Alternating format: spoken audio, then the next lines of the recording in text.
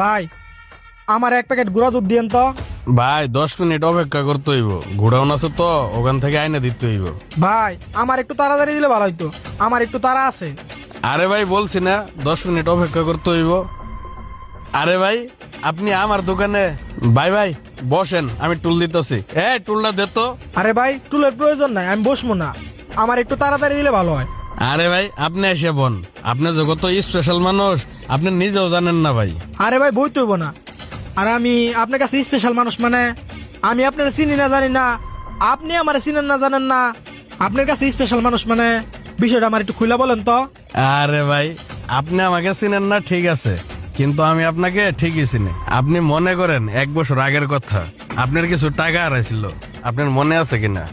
আরে কি বলে আমার টাকা হারাইছিল মানে? আমার তো কিছুই মনে নাই। কি ভাই মনে পড়তেছে না? একটু মনে করে দেখেন। হ্যালো আশিক, কই রে তুই? ভাই আমি তো ব্যাংকের বাইরে টাকা নিয়ে বসে আছি। হ্যাঁ তুই চালু চালু আয়। টু বাদার্স ক্যাফে ঈদের পরে আজকে আবার চালু হয়েছে, তোর জন্য সহ ফুচকা অর্ডার দিছি। তুই আসলে ফুচকা খাইয়া আমরা দুই ভাই মিলা জমি বানিয়ে দিতে যাবো। আচ্ছা আমি আইতাছি, কিন্তু টু ব্রাদার্স ক্যাফে এটা আবার কোন জায়গায়? আমি তো চিনি না। কে তুই চিনোস না? শিলমুন মেডিকেলের অপোজিটে টু বাদার্স ক্যাফে, এটা তো আজকে 2 মাস ধরে চালু, তুই চিনোস না? ও ভাই চিনছি, রনি ভাইয়ের চার দোকানের লগে যে দোকানটা। ও আচ্ছা আমি আইতাছি ভাই।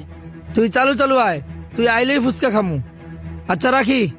আচ্ছা ভাই রাখো, আমি 10 মিনিটের ভিতরে আইতাছি। কিরে এই লোকটা এখানে কি ভালাই রেখে গেল? আচ্ছা যাই দেখি তো। কিরে এটা দেখি অনেক ওজন, এর ভিতরে কি আছে খুলে দেখি তো। কিরে এর ভিতরে দিয়ে অনেকগুলো টাকা, এতগুলো টাকা ফালাই রেখে গেল গা। যাই টাকাগুলা ভাইকে ফেরত দিয়ে আসে। এতগুলো টাকা ভাই ফেরত দিব? আমার অবস্থাও তো ভালো না। না এতগুলো টাকা ভাই ফেরত দেওয়া যাইব না। চাই এক কাজ করি, টাকাগুলো নিয়ে বাসায় যাই, দেখি কি করণ যায়। ভাই শুনছেন এবার? তখন আপনার সেই টাকাগুলা আমি নিয়েছিলাম।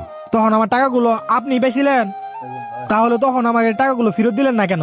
ভাই তখন আপনার টাকাগুলা ফেরত দিব করে আমি এই টাকাগুলা উড়াইছিলাম, কিন্তু ভাই যখনই আমার ফ্যামিলির কথা মনে পড়ে গেল, অভাব অনটনের কথা মনে পড়ে গেল, আসলে তখন কোনো কাজ বাজও করছিলাম না, তাই ভাই আমি এই টাকা লোভটা সামলাইতে পারছিলাম না। পরে আমি এই টাকাগুলা দিয়ে কি করলাম, এই দোকানটা ভাড়া নিছে। এই দোকানটা ভাড়া নেওয়ার পরে দেখেন ভাই আজকে দোকানে কত